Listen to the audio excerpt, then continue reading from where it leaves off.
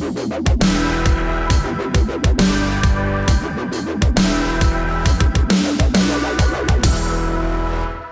of Ron Howard comedy lines, I just read that that Joni, Erin Moran, passed away at the age of 56. Joni from Happy Days and later from the ill-fated Joni Loves Chachi. Worst name for a TV show ever. And I always get, do you get, is it just me, or do you actually feel like a personal attachment to these people that you saw on TV during your teen years, and you feel like you actually knew that person? And then, like, I felt bad that I didn't keep in touch with her because apparently her life had gone downhill, and I was completely ignorant of it and didn't do anything to help. No, I know that feeling, actually. I felt that about Billy Mooney in Lost in Space. You know, I felt like he lost the show because, I wasn't sufficiently enthusiastic about keeping it on the air, and I always wondered what happened to him. I met him in a Mexican restaurant, and this is about 2 years ago. He was having dinner there, lunch there with his son, tiny little place. And as it was over, I got up and I just said, "I'm so sorry to bother you. Are you Bill Mooney?" He said, "Yes, I am." And I said, "Well, I just wanted to thank you. I owe you most of the fun I had in my entire childhood. I would not be doing what I'm doing if it hadn't been for you. And your son needs to know what a great man you are, what a great actor, and how the kind of influence you had on millions and millions of people, millions and millions, and me one of them." He was very, very, very nice about it. Very, very moved. Joni always struck me. There's something like a little wrong with her face, and it turns out she was like playing a 15, 16-year-old. She was 27 or something like this. She was really? much old. Yeah, she was shockingly older than her character. Yeah, yeah, and that's not untypical. What I worry about, though, is we have a child actor gap with the British, who not only produce far better child actors than we do, but most of them seem to make it into adulthood as relatively normal people. We need a federal program for this. That's our problem. We do. Well, all those British child actors are actually in their 40s. Federal Department of Child Thespianism and Performances. No, you can't say thespianism anymore. Our condolences to Erin Moran's family as well as to those of us who loved her. And to be clear, apparently she had just some terrible cancer. This was not related to her history of drug issues or any of that. Just a horrible way to go. And condolences to her and her family, of course. Right Angle loves Joni. So that's right. So a way to bring us up to speed on a downer here this week, Scott Ott. What's wrong with you? I am Scott Ott. Stephen Green and Bill Whittle have joined me here for this backstage meeting that we have each week to plan the next episodes of the show that you've come to know and love as Right Angle at BillWhittle.com, which is supported, of course, by you, members here at BillWhittle.com, the ones who actually pay the freight, the ones who are even now re-upping their subscriptions. We had a big influx of new subscribers about a year ago, and this show has been, it's getting near our 1 year anniversary, if not already. Maybe this week is it. And it might be. I think it is. We should really have staff that keep track of such things. Hey, you know what? When I was looking for my notes going back to whenever it started, I forgot to look in my cloud folder. I was just looking in my local storage. Let me take a look at that after the show, and I bet I'll be able to narrow it down to the exact day. If Steve, like dodecaterabyte Green, does not have this stored somewhere, I'll be stunned. I moved the big 8-bay network-attached storage drive from this fan-cooled cabinet in my desk. I had to cut a hole in the cabinet and put a fan in there. I moved it to the basement, courtesy of some Ethernet that we've got running down the outside of the house now, so that it's cool all year long. My hard drives were running like 100, 105. Now they're down to 85, maybe 90. So those petabytes of storage of mine will remain safe. Steve actually drinks warm beer so he can keep his hard drives cool. Yeah, his entire basement is just nothing but flat poured concrete. It's probably 100 yards on a side, and in the middle is this 3-meter titanium circle, and liquid nitrogen is constantly bubbling out of it. There's nothing but that very cold blue light. Yep. And when Steve needs to do something like add or subtract memory, he has to come down on a line. It looks like Mission Impossible. Tom Cruise like coming down into the lab. Sweat dripping off his nose. That's right. My water cooling system now has a water cooling system around it. So, and this is how, by the way, to segue naturally into this week's goings-on, this is how Steve came up with his topics for this week, of which he has promised us behind the scenes, off the record, that he has two fantastic topics, which in our text message earlier today, I informed him would mean that at least that means that we would have two fantastic topics this week. We had to. And once again, I'm going to ask for advice on which one to make members and which one to open up to the public, but I think I know which way to do it this week. For our regular, I don't know if you've seen this, but what do you get when you cross Bill Nye the Science Guy with the woman from the Crazy Ex-Girlfriend meme? You know the one. Hi! Yeah. That one. What do you do when you cross the two of them with a song and dance number about her vagina? And we're going to talk about that this week. See, I thought you were just sending that around as just like a joke, like isn't this weird thing? If I had thought it was a topic for the show, I would have more assiduously attempted to talk you out of it in advance. No, there's actually a fifth horseman, it turns out, and it's a singing vagina. Well, now. Yeah. And the thing is, I have no opinion on whether that should be, not only should that be members only, that should be like you only. That only you would have the authority to watch that episode after we post it. No, we've got to talk about this one because it's been hitting all the blogs and everything all day. Just this snowballing avalanche of awfulness. And the thing is, you watch this video, there is no way in which it could not be worse. I'm not just talking about Bill Nye being there doing the intro. I'm talking about Bill Nye getting down and getting funky during the song. I'm talking about her wearing an outfit that was rejected for a 1978 disco music video. It's just... There is no way in which this thing could not have been made worse, and yet this is their musical tribute to getting everybody into science, and that's the angle we're going to talk about, not just the point and laugh. God, although there's going to be some pointing and laughing too. Thank goodness. And I'm sure they're still using some Obama administration funding for, encouragement of STEM education, Is this Bill, have you watched this thing yet? No, I have not. I've never even heard of it. Is this to get people into science or to get women into science? Well, you're going to have to watch the video and decide for yourself. I'll send you the link. I cannot wait. I disavow all connection with this, and I'm doing this episode under protest. Well, and I'll watch it while I'm having oral surgery without anesthesia to take my mind off the pain. You two are far smarter, far wiser than I am. But okay, so it's my segment, and that's what. Hooray! And what else? The other one is a little more serious, but and I think this one is for the really? members. Yeah, well, a little more. Slightly more. New Orleans, in the dead of night, they had snipers on rooftops. They had people in with masks and bulletproof jackets on, removing a monument.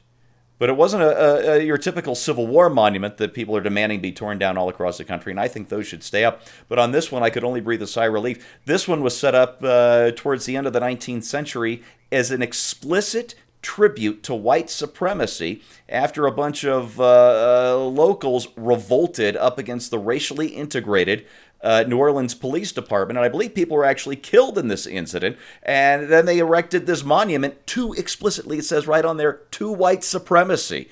Now, Steve, the only question here is the DNC demanding to have the monument back? I'm not sure how I'm going to twist this tomorrow, Scott, but I'm going to make sure I set you up for just that tomorrow. Oh, my. Well, that sounds like a very popular one, Bill, that should be out there for all the world to see. No. We'll figure it out. Yeah. We'll record them, and then we'll figure out which one we want to inflict on the public and which one we want to inflict on our soon-to-be rapidly declining Seriously, membership. you have to see this video. It is. No, I will. Believe me, I will watch it right after this. See, once we upload our video to Los Angeles, then we lose complete editorial control, and then the director does what he wants. If this is them doing their best, then we should just be skating to so much winning. We'll be sick of it by tomorrow morning. Sold. Okay, that's two down.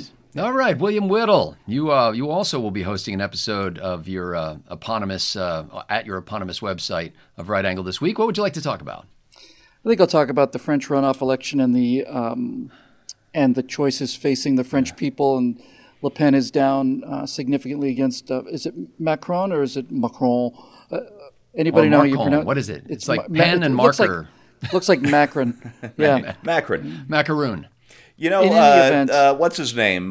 General Pershing, when he went over to fight World War I for us, he refused to speak any German at all, even going so far as to call Kaiser Wilhelm King William or even King Billy. So I think we should be doing the same to French names in this day and age. Well, Macron. in any event,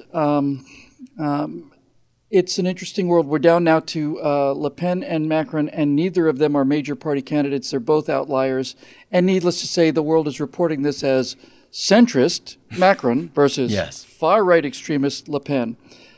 She's apparently, her biggest problem is, she has two problems. One of them is overcoming the National Front's reputation, which many people thought was very racist. Yeah, probably.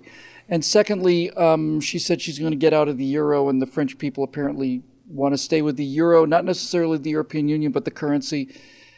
And people are advising her, well, if she doesn't change her position on the euro, she's going to lose. And I don't know what the deal is over there. It's Macron has a big lead. But it is without question yet another case of the Brexit, Donald Trump, and this kind of thing where do the left-wing weenie globalists in fact have the lead that they say they do, or is this all just people, oh, no, I could never vote for Marine Le Pen, no. And then the next thing you know, you wake up in the morning, there's another victory for nationalism against globalism. Now, oddly enough, Bill, in this election, unlike the episode with the Brexit vote in the UK, and unlike our own presidential election, the pollsters actually called this one. Did they? Yeah. They were. It really tightened up late, and the pollsters were pretty much spot on. Well, now the French people will decide, and my personal opinion is, if Le Pen loses, I suspect she probably will. It's just a guess. Then they'll have to wait another couple years for more outrages and more murders and more of the rest of this stuff, and then they'll give it a shot again. But you know how they always characterize the candidate, because they know we Americans don't give a flying rip about what's going on in France, and so they have to congeal it down to its essence. And so, Le Pen has got to be this anti-immigrant candidate, and that's she's always the anti-immigrant candidate, as if the only message that she had is gloom and doom from the flood of the filthy, unwashed immigrants into our country. And then the other guy is like this upbeat character. And so, the media has already taken sides on it to say basically, the guy, Macron, whatever his name is, he's the one with a positive vision for the future, and Marine Le Pen is nothing but a doomsayer. But if you see, like every picture you ever see of Marine Le Pen in the news, she's always smiling. She looks like the happiest candidate I've ever seen. Yeah, there has to be the good person and the bad person when the media is controlled by the left. So and Macron, he ran a Clinton campaign. It was so free of content that it speaks volumes about the difference between French voters and American voters, and I'll save the rest for tomorrow. Hooray! All righty, so here we have this. I hesitate to even take on this topic, but I read an opinion piece in the Washington Post by a Muslim writer who was saying, essentially, and this Muslim writer, by the way, is a women's rights attorney, okay? Which sounds like a contradiction in terms. But anyway, and I don't even know if the person's male or female. The name is Kasim. I don't first name, and I don't know if that's a boy name or a girl name, or a cisgender heteronormative name or whatever it is. But anyway, the point of the article is that we should stop talking about how mass shootings are a Muslim phenomenon. In reality, they are far and away a male phenomenon. It is men who are engaging in mass shootings and have for a long time. And if we that's exactly right. If we really want to cut down on mass shootings, we need to address. We don't need to go to the Muslim community and say, "Hey, when are you going to stand up against the bad apples within your ranks?" We need to go to the male community and say, "When are you going to stand up and start teaching men how to not be violent?" Men, am I right? They're just the worst. They are. Well, what do you even say about that? I'm torn because it's undeniable that it's like there's no question that they're right. But if it turns out that the subset of humanity that's doing all of the shooting is male, then the subset of that subset is Muslim male. So if we want to solve the problem, why don't we specifically address the specific problem? Now you've gone too far, Bill. That's right. And you could even say, well, the argument actually is because in Islam, or at least in the fundamentalist literal understanding of Mohammedanism, you have a doctrine that calls for the elimination of the infidel. And so, there at least you have a positive command on the part of the prophet to do such things. And when there's no such character among men in general, there's no cohesive doctrinal force of manhood. And yet, I'm sure somebody would come back and say, are you kidding me? The entire culture of manhood is aimed at violence and raising rough and tumble individuals who care, more about their ability to hit a target than they do about what happens if somebody happens to be standing near the target. So, I can see this. I can see this catching steam. I mean, I can see people jumping on this and going, "Yeah, you got that right." We could work it in the other direction too, because it's absolute certainty that virtually all of the mass shootings are the result of primates.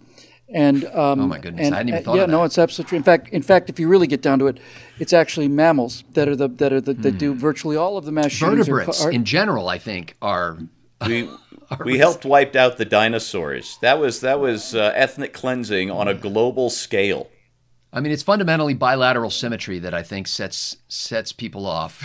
I think mammals really need to have a look at themselves and address this not as a Muslim problem, but as a mammalian problem. Yeah, I've always suspected metazoans in general, but.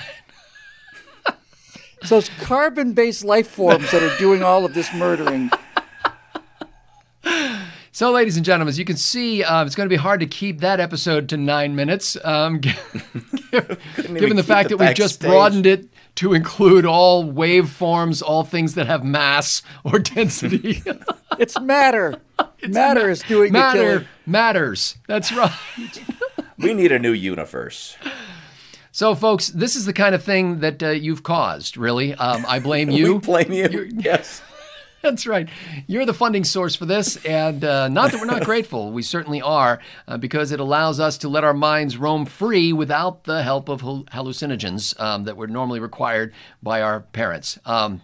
So we want to thank you. Or without the help of producers who tell us that we can't do shows on these kind of subjects. We're going to start day drinking again. You're our producers. That is nice, because you only tell us that we shouldn't have done the show after it's already made. Exactly. You can't preemptively stop it. We don't have any layers and layers of fact checkers and editors to prevent us from stepping on these landmines. No, I'm here. I didn't even zip up my fly. That's how much I care about great content right now. Talk about Bill Nye images that you can't get out of your mind.